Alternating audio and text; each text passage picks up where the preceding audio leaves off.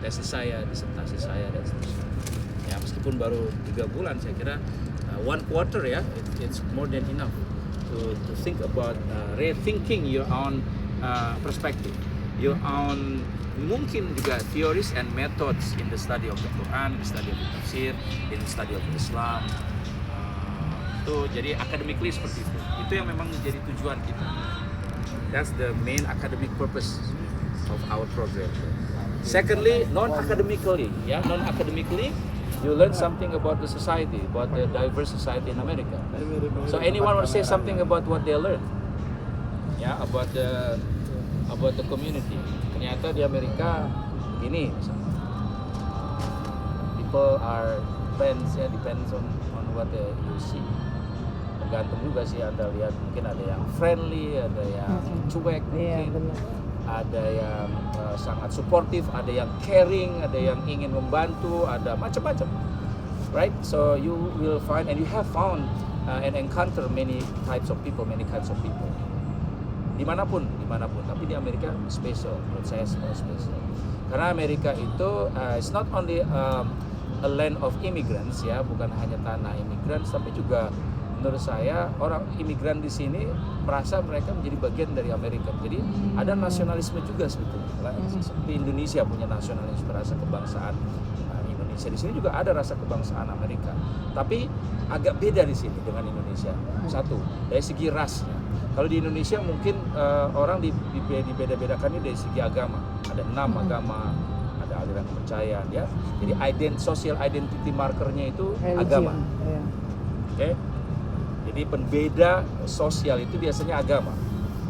Karena memang ada di konstitusi, ada di departemen kementerian agama dan sebagainya. Di Amerika relatif berbeda, bukan agama yang menjadi identity markernya, tapi ras. Ya.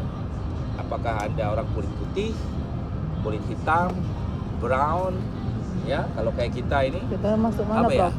Coklat kali ya, Bro. Biasanya brown ya. Dianggapnya gitu ya, color. Jadi manis. White sama color, padahal white juga color juga sebenarnya. Tapi white di sini sebagai ras Eropa yang berasal dari Eropa yang datang ke sini sebagai imigran juga, tapi mereka lebih dulu saja begitu. Sehingga kemudian merasa bahwa white itu harus tetap bertahan gitu, jangan sampai tergerus oleh para imigran seperti kita ini, seperti orang dari Afrika. Menurut mereka ya, padahal orang Afrika juga adalah indigenous juga, bareng dengan orang-orang putih itu.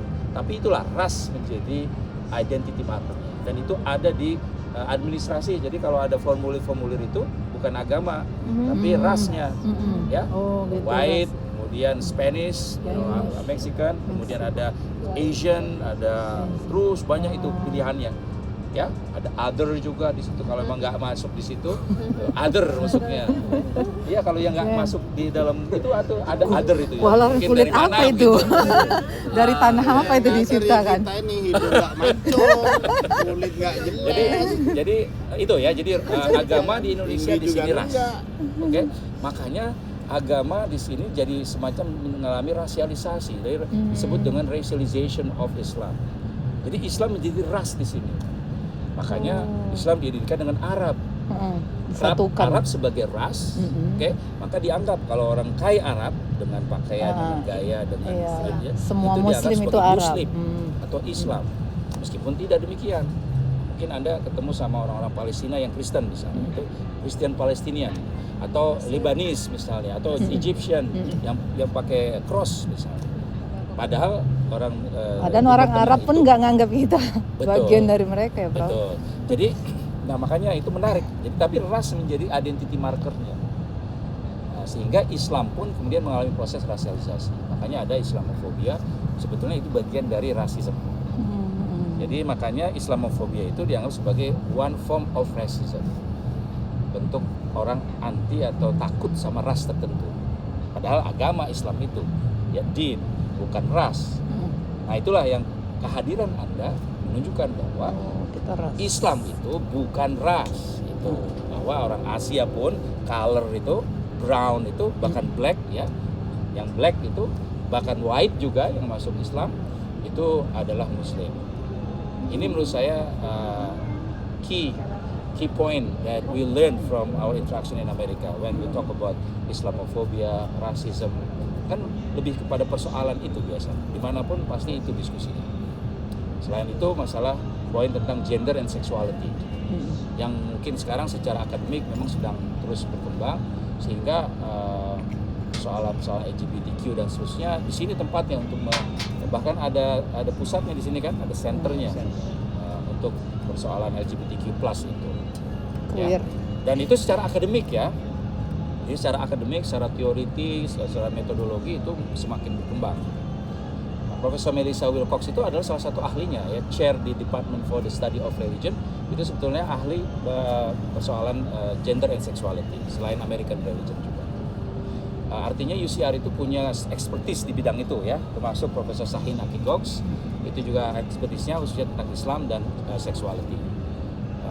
Dan ada Profesor L namanya Elis Bruce, itu salah satu profesor lain yang juga ahlinya di bidang itu. Di UCR itu punya sekitar 3 atau 4 ya. Selain juga ada jurusannya, Department for namanya Sexuality and Gender Studies atau apa. Ada khusus jurusan. Dia memberikan S1 dan S2, S3 juga. Kalau saya kan di Study of Religion-nya, ada juga jurusan terpisah khusus tentang Gender and Sexuality Studies. Ya, itu jadi poin yang ketiga, biasanya di UCR itu ada semacam exposure kita, ya. Kita mendapatkan interaksi dengan baik orang-orang yang memang representasi dari LGBTQ itu maupun juga secara akademik, teoritis, metodologis dan seterusnya. Kalau memang yang tertarik dengan persoalan-persoalan gender. Dalam konteks Indonesia kan masih terbatas persoalan perempuannya, women-nya, ya. Jadi masih laki-laki perempuan. Persoalannya masih di situ. Meskipun di sini juga persoalan perempuan namanya women studies namanya. Kalau persoalan perempuan women masuknya. Ya, women studies, kajian wanita.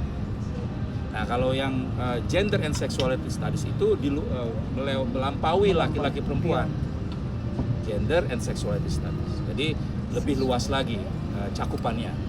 Ini sekedar informasi saja ya.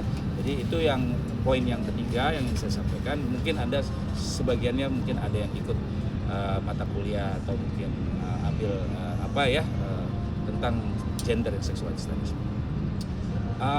Saya kira itu saja sih yang